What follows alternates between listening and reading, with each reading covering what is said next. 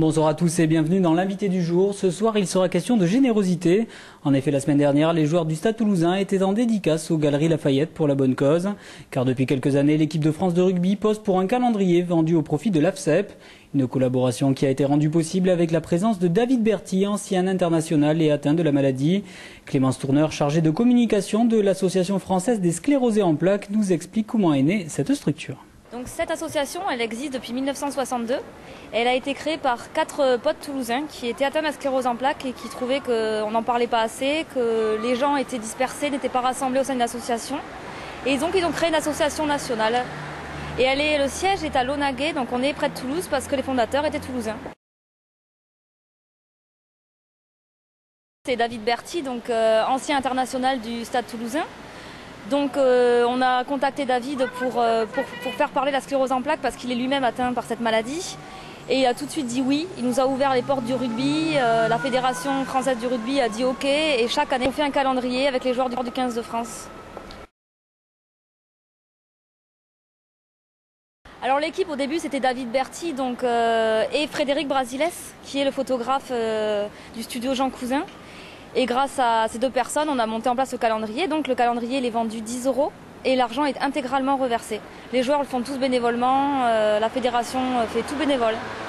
Complètement pris en charge, donc les 10 € vont directement à l'association. En fait, déjà l'argent il ne va pas qu'à la recherche. L'association elle a 3 axes prioritaires. Donc la première axe c'est la recherche médicale, clinique et fondamentale. C'est l'aide aux patients au quotidien à travers un service social, un service juridique et des délégations départementales qui nous représentent partout en France. Et l'association également organisme de formation.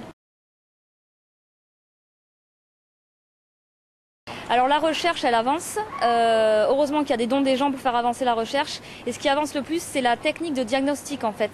Il a été mis en place l'IRM, ça permet de diagnostiquer beaucoup plus vite la sclérose en plaques parce qu'il y avait des scléroses en plaques qui mettaient 10 ans à être diagnostiquées parce qu'on attend d'avoir 2 poussées, c'est les crises, pour reconnaître la sclérose en plaques avant de la diagnostiquer. Et grâce à l'IRM, le diagnostic est fait beaucoup plus rapidement et le traitement peut être mis en place beaucoup plus rapidement. La sclérose en plaques, c'est une maladie neurologique inflammatoire du système nerveux central et c'est dégénératif. Mais après, on dit qu'en France, il y a 80 000 à 90 000 personnes atteintes de sclérose en plaques et qu'il y a 90 000 cas de sclérose en plaques différentes. Les symptômes sont tellement variés, c'est pour ça que ça reste une maladie encore un peu méconnue.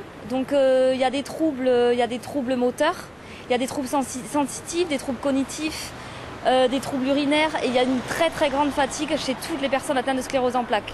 Donc pour la plupart, elles peuvent continuer à travailler parce que c'est une maladie qu'on ne pense pas, mais c'est une maladie qui touche l'adulte jeune, généralement entre 25 et 35 ans. On pense que c'est une maladie de la personne âgée, mais pas du tout. Donc oui, la plupart des personnes atteintes de sclérose en plaques continuent à travailler, et heureusement, grâce d'ailleurs aux nouveaux traitements.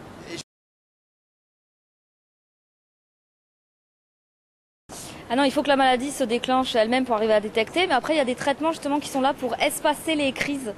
Les poussées, ça s'appelle dans la maladie, et ces traitements sont faits pour espacer le maximum les poussées, parce que les poussées, elles peuvent arriver du jour au lendemain.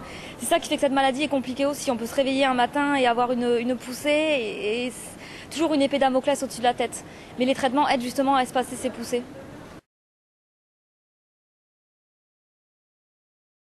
Ah oui, c'est génial, et c'est surtout génial pour toutes les personnes atteintes de sclérose en plaques qui voient que des gens connus, des stars du rugby, les soutiennent et ils font ça de manière très généreuse et on les remercie quoi.